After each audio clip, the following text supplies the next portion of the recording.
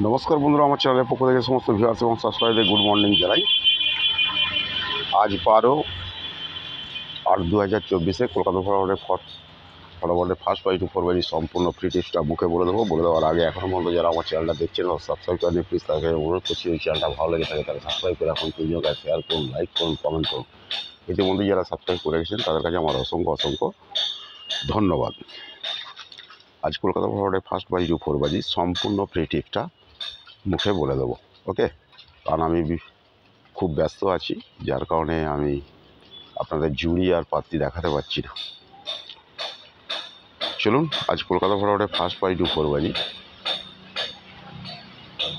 3-8-4-9 3-8-4-9 unlimited rolling করবেন, never fail game আছে। Okay, 3-8-4-9 3-8-4-9।